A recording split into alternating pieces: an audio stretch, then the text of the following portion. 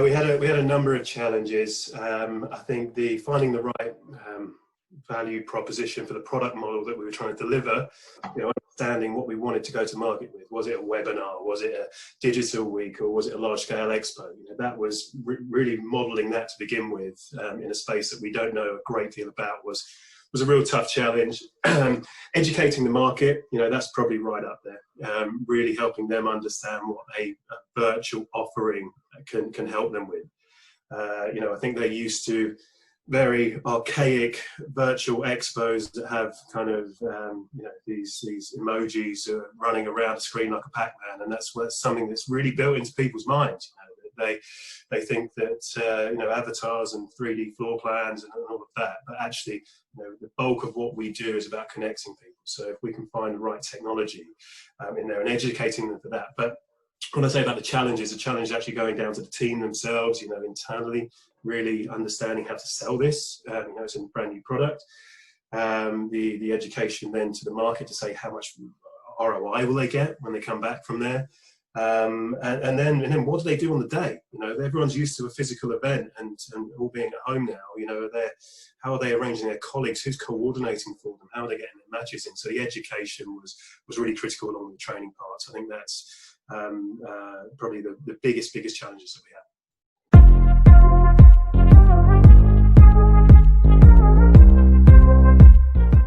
So the scale of our event, we had a 2-week period where we took the first 5 days to have the large-scale expo with some sponsored content, some sponsored content in there.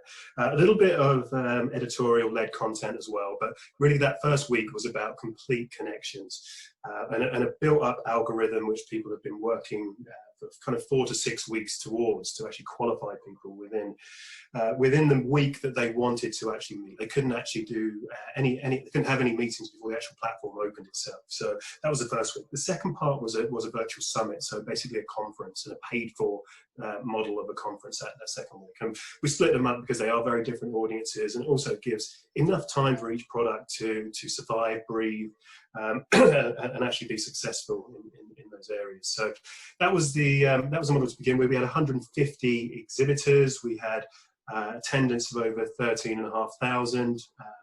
Impressively for us, knowing that we're quite a mature show and thinking that we know the universe, which we're always wrong when we think that type of stuff, we had 47% of new attendees coming in, which is really impressive to see that kind of digital universe.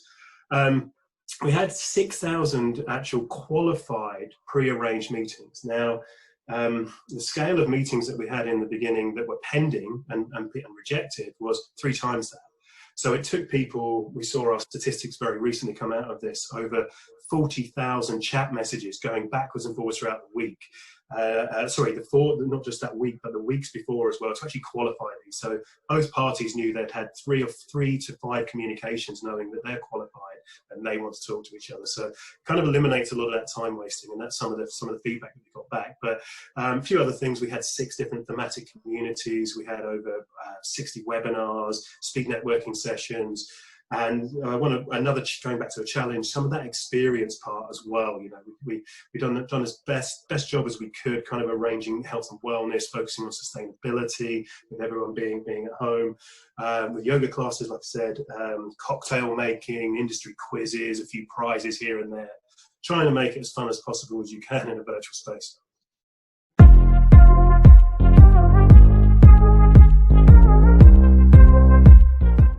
Biggest successes, new audience. I think we just mentioned it, that new audience to us was critical in such a mature show brand that's been running 25 plus years. When in the physical space where we do know the majority of them, that how do we communicate and how do we reach out to people that can't come to the shows? We've been trying to do that through content platforms or small scale webinars and digital days, but really engaging with different job titles, whether that be kind of R&D or actually giving the opportunity for the SMEs to come along. We limited our exhibitor badges for those 150 people, companies coming in, deliberately, to give everyone a kind of fair playing field. We didn't want the big companies bringing 50 badge holders along. So we limited it to a certain amount so that the smaller companies get that kind of visibility at the same time. So I think with all of those challenges, and the successes that came with it. The platform was a real success, I've got to say. I think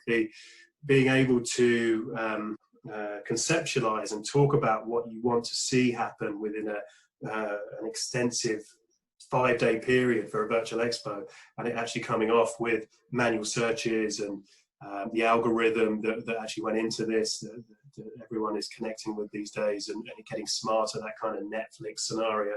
It really paid off, and that took quite a long time to actually select who we wanted to partner with, for this as a product. So I think those were key successes.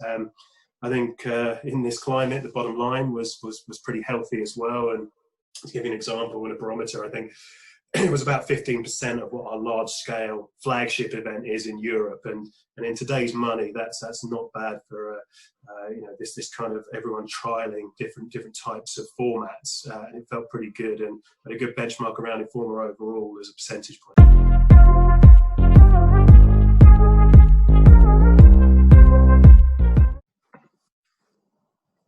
So we had a great reaction from the community. We already had a bit of a trial run to this. So we cancelled our flagship show in March this year, and it was due to run in May. So we actually replaced that with a digital week in the beginning. So we're able to take a lot of learnings from that and almost do a road test for building a bigger digital event. We deliberately, actually, in that trial run in May, we didn't put connections as part of our digital week model. We kept it purely to the customer themselves and being able to showcase and putting on content as well. And there was some thought leadership alignment with that. So it gave us the opportunity to really, understand what the future might be. So the feedback to the market, we had some to begin with to say, look, this is what we want more of. So we went into that with the kind of algorithm connections, the data-driven matchmaking, actually putting on something to a large scale and reaching new audiences that they couldn't actually get, whether that's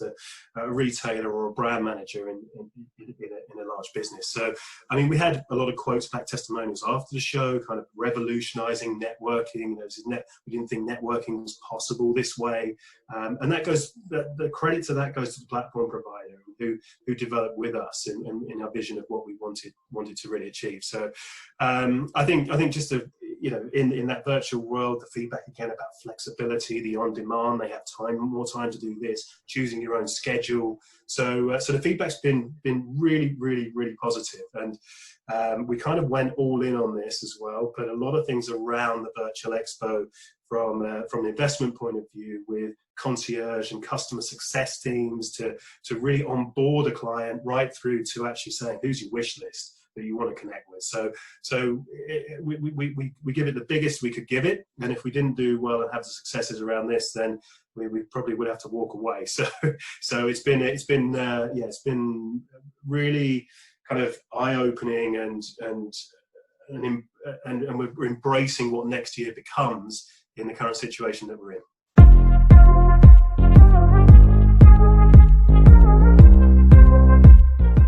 Okay, so that's super difficult. I'll try, but education, I think that's a real critical one. That internal piece of education of what you're trying to achieve with your product. Are your sales team skilled to do that? Do they understand it? Can you educate them to be able to sell it? Externally going to market, can you educate the market to really understand again what your value proposition is? Education, going back to the internal team, how do you market this now? What techniques do you use? What is different from your physical? You need video, many video kind of messages to help them understand, what the product is. A teaser video, an actual intro video, a full demo video. These are things that are absolutely critical to kind of what we need.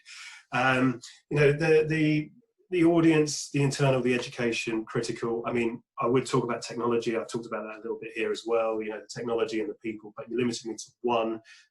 So I would say you should have your value prop and your strategy and vision mapped out, and that education piece and the go-to-market and understanding how much time it takes in the education. Now, you could be speaking to a customer for, on average, 45 minutes to an hour about this new product. Now in a physical space, people, for want of a better word, on some more mature shows, maybe order take. So this is a different model for flagship events where they've got to go out. This is brand new, and it's re-educating, reskilling, retooling, and education, education, education.